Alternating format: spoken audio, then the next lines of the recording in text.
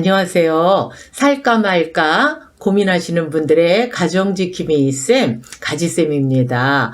오늘은 산후우울에 대해서 좀 알아보려고 합니다. 요즘 여러분들 그런 얘기 많이 들으셨죠? 산후우울이다, 우울증이래, 이런 이야기들 많이 들어보셨을 건데, 그 원인이 어떤 것에 있고, 그 다음에 증상은 어떻고, 그 다음에 어떻게 해서 그 과정들을 좀 극복할 수 있을까라고 하는 부분에 대해서 이야기를 나눠보려고 합니다.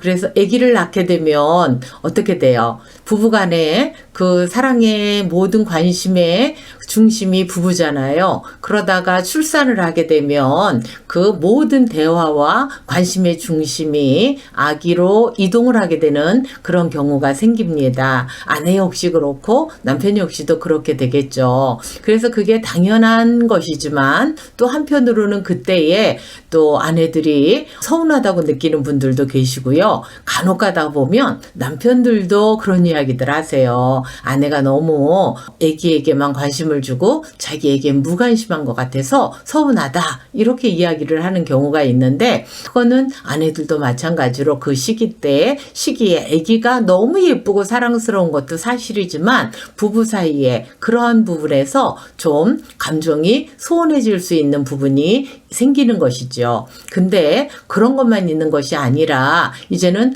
피곤하고 지친다는 것입니다. 전에는 그냥 본인들이 원하는 대로 어느 부분 살 수가 있었는데, 이제 아기가 출산이 되고 아기가 생겨나면서부터는 모든 것에 초점이 자녀이기 때문에 자다가 몇 번씩 일어나서 우유를 먹이기도 하고 모유를 먹이기도 하고 기저귀를 갈아주기도 하고, 낮에도 옛날에는 자녀들이 몇 달까지는, 한 달이나 더 늦게 되는 아이들은 석 달까지도 먹고 자고 그런 일들이 있었는데, 요즘 아이들은 태어나서 바로 이제 어른들 말로는 손 탄다, 이런 말을 하는데 자꾸만 안아달라고 보채는 그런 아기들이 굉장히 많이 있습니다. 그러다 보니까 이제 피곤하죠. 잠 못 잤죠. 그 다음에 아기들 밤낮 없이 안아주고 흔들어줘야죠. 그러다 보니까 몸도 아직 아물지 않았는데 손목도 아프고 온몸이 다 아프죠. 그러다 보니까 식사도 제때에 제대로 못하는 경우들이 상당히 많고,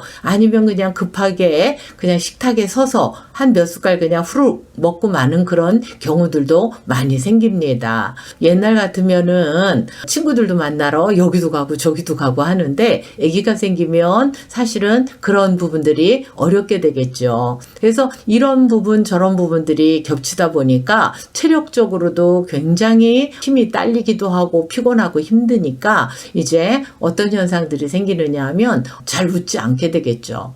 그 다음에 짜증을 많이 내고, 그 다음에 화를 내는 일들이 많아지게 되겠죠. 특히 누구에게? 남편에게.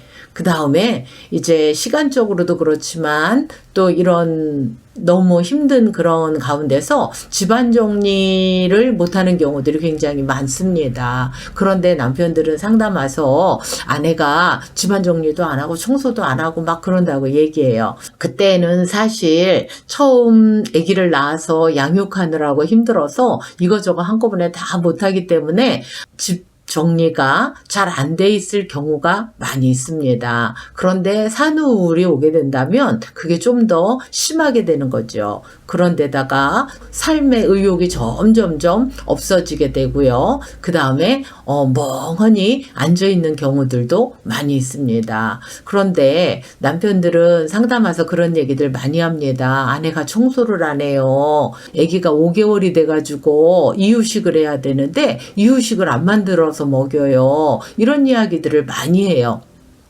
그러는데 사실 아내들이 산후우울에 걸렸을 때에는 그런 거에 신경 쓸 마음이 사실은 없어지는 거예요. 그래서 어떤 분들은 아기가 막 울면 달래준다기보다는 그 울음소리가 너무 힘들어서 그냥 귀를 막고 딴방으로 피신을 하는 그런 경우까지 생기기도 합니다.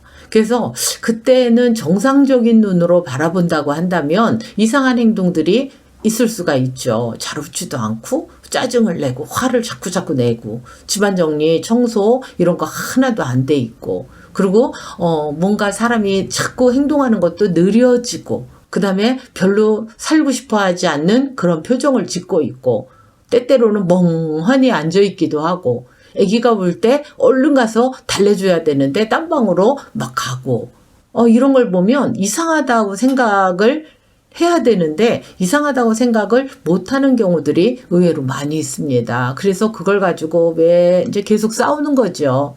왜 이렇게 짜증을 내느냐 또 싸우고 왜 청소는 안 돼 있느냐 싸우고 밥을 안 먹이느냐 싸우고 막 이런 것들이 계속 싸우고 그거는 아무리 옳은 말을 하고 또 싸우고 그렇게 해도 그 상황이 되어지면 할 수가 없다는 사실을 먼저 인지를 하는 것이 중요하다고 생각합니다. 그래서 남편들이 아기 출산했을 때 그 사랑이 아내에게 계속적으로 가고 있다는 것들을 아내가 느낄 수 있도록 말이나 어떤 표현들을 해줘야 되고 같이 또 이렇게 함께 또 육아도 할 수 있는 그런 마음이 돼야 될 줄로 압니다. 그래서 만약에 이런 현상들이 생기지 않도록 남편들이 잘 협조를 해야 되지만 만약에 이런 현상이 생겼으면 어떻게 할까? 계속적으로 싸울 것이냐? 그게 아니라 병원의 도움을 받는 것도 중요하고요. 상담소의 도움을 받는 것도 중요합니다. 그래서 내가 뭘 어떻게 도와줘야 될지 아내의 마음속에 뭉쳐있는 게 뭔지 이런 부분들을 좀 더 알아서 좀 해결을 해줘야 되는 그런 부분도 있고요. 또 한편으로는 남편의 도움뿐만 아니라 양가 어르신들의 그런 도움을 받는 그런 부분들도 중요하다고 생각합니다. 너무 지치고 힘들어할 때에 잠깐 몇 시간이라도 양가에서 또 교대로 잠깐씩 이렇게 애기라도 좀 봐주고 또 밖에 나가서 바람이라도 쐬고 와라, 친구라도 만나고 와라, 가서 맛있는 밥이라도 먹고 와라, 이렇게 해서 그 고비를 좀 부드럽게 넘어갈 수 있도록 도와주는 그런 방법도 있다고 생각합니다. 제가 상담한 케이스 중에 이런 분들도 계시더라고요. 우울이 굉장히 깊어서 정말 어떻게 할 수 없는 진짜 그런 상황이 되었는데도 본인은 아기를 그래도 3년 동안은 내가 키워야 되겠다라고 생각을 하면서 아기를 집에서 돌보고 어린이집에 맡기지 아니하고 자기가 돌보는 경우가 있습니다. 그래서 즐거운 마음으로 돌본다고 하면 얼마나 좋겠습니까? 그러나 우울한 모습으로 짜증을 내면서 그렇게 해서 아기를 돌보는 것보다는 차라리 이렇게 어린이집에 맡기고 또 본인이 집에 있는 동안에 만약에 좀 피곤하다면 또 잠도 좀 자고 밖에 나가서 좀 활동도 하고 이렇게 하고 또 아기를 기쁜 마음으로 올 때 하원할 때 받아서 돌보고 그런다고 한다면 그런 산후우울에서 벗어날 수 있는 그런 방법이 되지 않을까 싶습니다. 그래서 3살까지는 내가 꼭 키워야 돼. 즐거운 마음으로 한다면 그거보다 더 좋은 것도 없을 거예요. 그러나 만약에 내가 우울증에 걸려 있는데 꼭 그걸 고집한다고 한다면 그거는 다시 한번 생각해 봐야 될 일이 아닌가 싶습니다. 그래서 산후우울 요즘 젊은 분들한테는 많이 있는 것 같습니다. 그래서 당사자도 이럴 때는 어떻게 해야 될 것인가 라고 생각하면서 좀 빠져나올 수 있는 것들을 생각을 해봐야 되겠고 남편도 이럴 때는 어떻게 도울 수 있는 것인지 아니면 가족들은 어떻게 잘 도울 수 있는 것인지 서로 생각하면서 그 고비를 잘 넘어간다고 한다면 힘든 고비를 잘 좋은 추억을 가지고 넘어가게 될 것입니다. 오늘은 여기까지 말씀을 드렸습니다. 오늘 내용이 도움이 되셨다고 한다면 좋아요, 구독 부탁드립니다. 감사합니다.